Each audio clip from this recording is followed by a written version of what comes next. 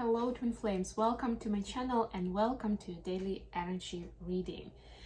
Happy Monday, guys. I'm so thrilled to see you. I did take another couple of days off of this reading. I was doing readings, on the other hand I was doing some personals, and I was at the psychic fair in person yesterday. It was such a change, like a really good change of pace and vibe in terms of doing readings in person. And by the way, if you are in the NYC area or somewhere in the tri-state area, if you want to do a reading in person, we can arrange that. So just contact me for it. Obviously, same goes for the coaching sessions.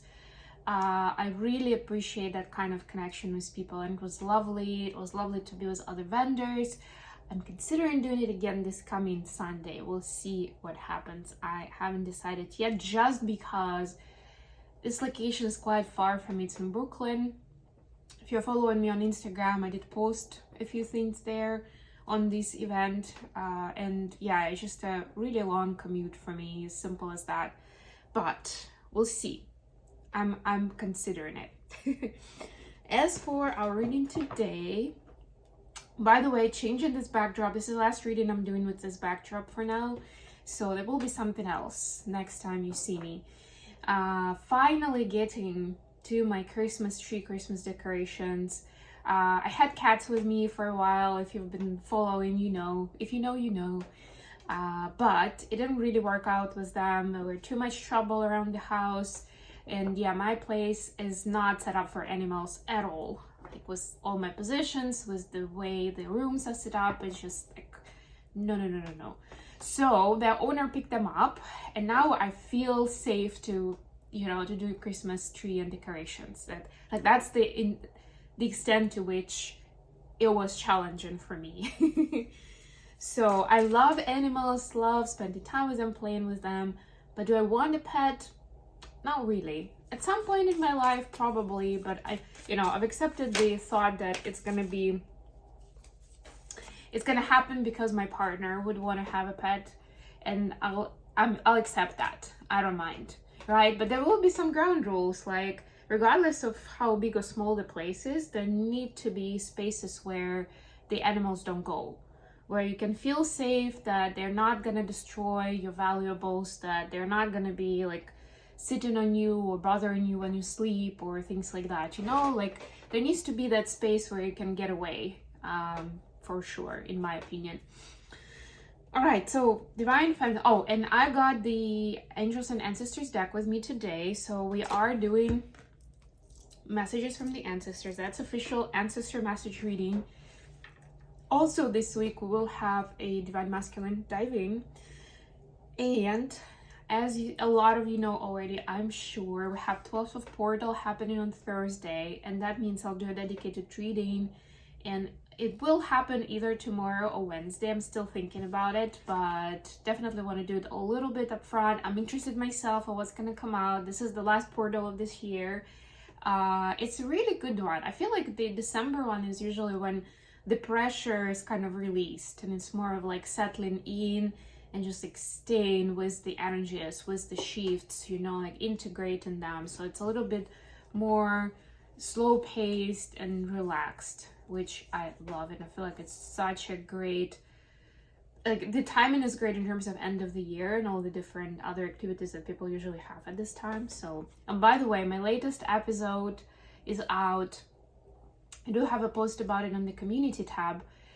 It was about year-end summary, and it's really good. I really like the way it turned out as well. It gives you some cool ideas of how you can organize and format your year-end summary. Like where do you start with? How do you put it on paper, screen, whatever? What's the format? I give you some cool ideas, and I also explain how it can be a really important mindfulness practice for you, how you can make the most out of it, and how it can really set you up for your goal setting and your vision for the upcoming year.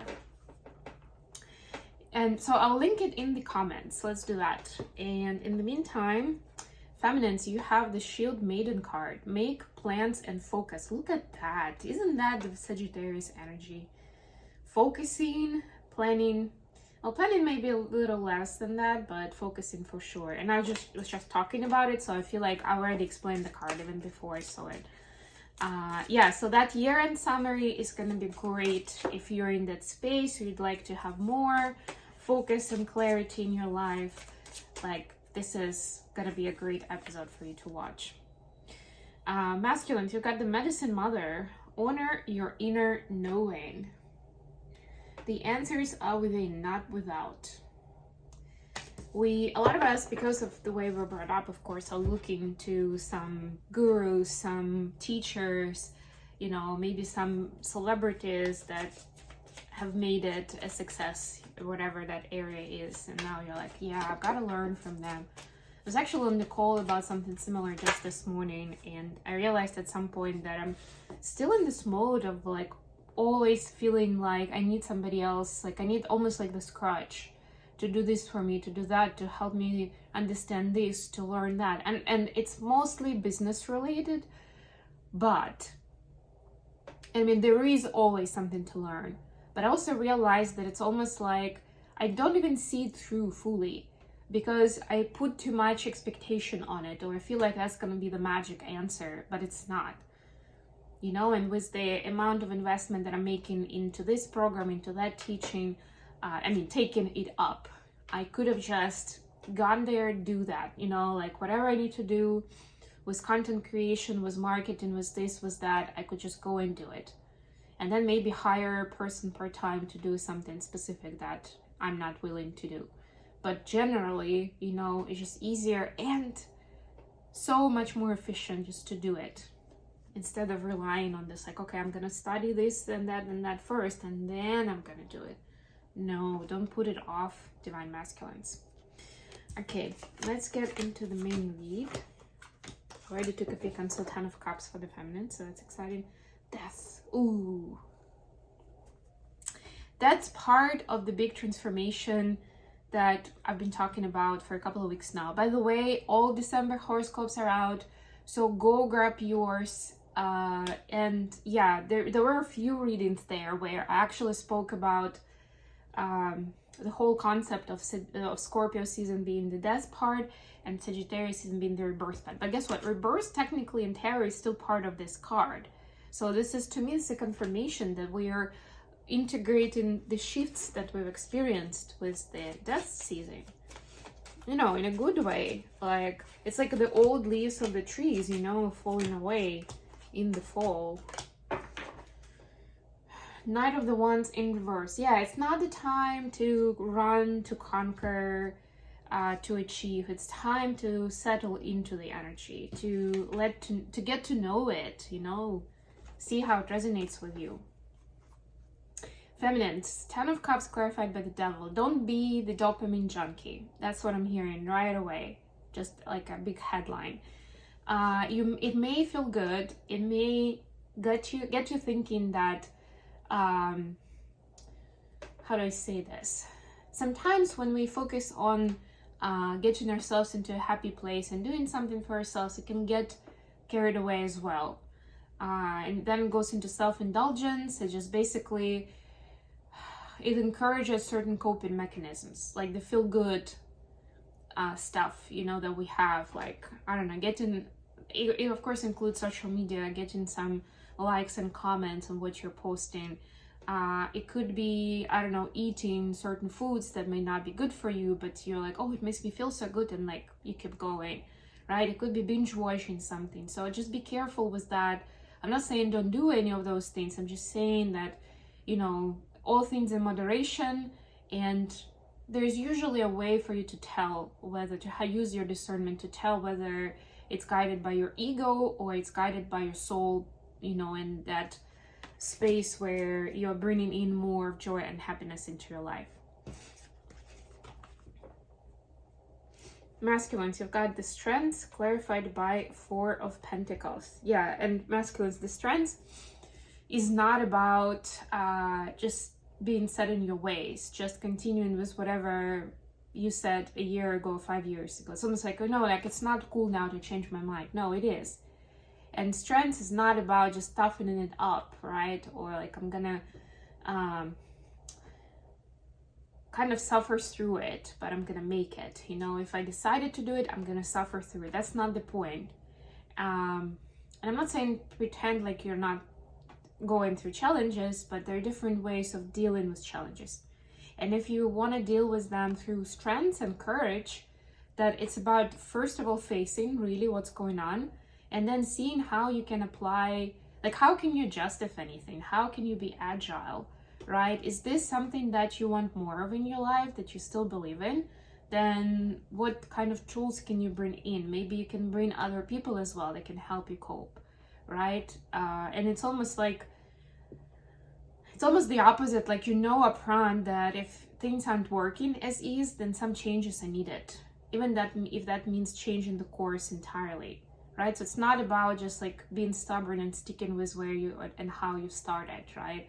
Just because, you know, it's gonna ruin your reputation if you suddenly change the course.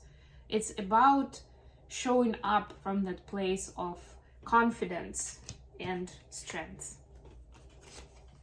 Additional question for today. Look at that. Wheel of Fortune and the Lovers. This is Sagittarius, when Queen just talking about it. And Gemini, of course. So two opposite energies. You know, they say opposites attract. And there's usually, it's very interesting because in the astrology wheel, like all the opposite signs, they actually have a really nice way of complementing each other, right? Because like I was just saying, we don't want to get carried away. We don't want the extremes. And B, of course, if you are a certain polarity or in terms of energy, that it means that there's a good chance that you are not very good with what that opposite is. So you can learn from that person, for example, and the other way around. So what I would say for this axis and for these themes, it's important to trust in the universe, to trust the process, to flow with it, to stay enthusiastic, even if you don't have all the facts. But it's also important to do your research and to be well informed, right? So that you're not just walking blindly, so that you're not too naive and you're not getting ripped off by people, but you have that clarity of what is the path. What do the, very interesting vibe of the Lovers card today, right? But I worked off the Gemini energy. That's how I read it today. That's how I felt it. That's what matters. And what do feminists need to know about it? We're going to go back to love anyway. Page of Wands clarified by Three of Swords. In this deck, Three of Swords is about healing. It's about finally letting go of pain. It's in finally learning about the beauty of this life, the kindness and love that exists around you, right? It's being excited by it, right? It doesn't mean, this is, by the way, Sagittarius, fire. This is Gemini, swords. Again, we're seeing that contrast. This is not to pretend like the heartache didn't happen, but this is like, okay, it happened, I'm healing, I'm learning, and I'm getting excited about something new again. Could be travel for some people, like traveling somewhere for the holidays, maybe. Masculines, wow, the masculines got the devil now. We got a synchronicity between DM and DF now. So the devil clarified by Six of Cups. It's like, do I create something completely new, or do I build from my past experience and memories, right? Like, if it ain't broken, don't fix it, they say, right? So maybe I just need to build based on the previous experience. But the truth is, we are subconsciously even building on our previous experiences, right? Like, if you don't have the certain level of mindfulness in your life and awareness, you're basically building your life based on your previous experiences, whether good or bad. And like I like to say in my show, Mindfully Awake, that a lot of times it is unfortunately kind of like jumping off or bouncing off the bad events, because that's how our brain is programmed. Our nervous system is programmed to protect us from something painful and, you know, from suffering. So that's like the main kind of information that gets stored consciously and subconsciously, right? And the next time you encounter something similar, then that starts replaying, and your brain is trying to protect you from going through the same pain again. So, you know, be careful. Obviously, working with the energy of past experiences could be great, especially if it helps you grow, or it calls upon some beautiful memories from your childhood. but be careful that you're not really playing off something painful, and you're not you're not stopping yourself from putting yourself out there and taking some risks and being there for people just because of the previous experiences. How the feminine seen the connection at this time? We have the sun clarified by just, look at all the major arcanas. This is massive today. Wow, the ancestors are really speaking to us. Like all these archetypes, all these themes that we're working through, they are generational. They, you know, have probably been passed on for multiple generations. And it's so beautiful that we get to face them, to confront them, to work with them. In an efficient way, like, you know, like, okay, you're our client, I'm working with you, whatever it is, we'll handle this, we'll find a solution, right? And yeah, the sun with the justice to me is a beautiful balancing and beautiful healing. It's like restoring to the full. Like, you know, if you can picture some kind of pain or fear is a kind of like chunks of you or your energy field being chopped off, like this is going back to the whole. Both of these cards together, like this is that balancing back to the setting point, you know, where you feel whole, where you feel calm, where you feel divine presence, and you can work from there. You can be in your best energy. So for the feminines, like this is really where the feminines are headed to, and the feminines realize that this is where they should be to get into union, to call onto their DM, and to find their DM in that best energy as well. It's almost like they won't be able to stay in the low vibe once you are in this space, in this energy, divine feminine. How do the masculine see the connection? We see 5 of Cups clarified by Chariot in reverse. So yeah, the masculines are sulking about something today. I mean, this 5 of Cups is actually on the more positive side because the guy is holding 2 cups, if you can notice, right?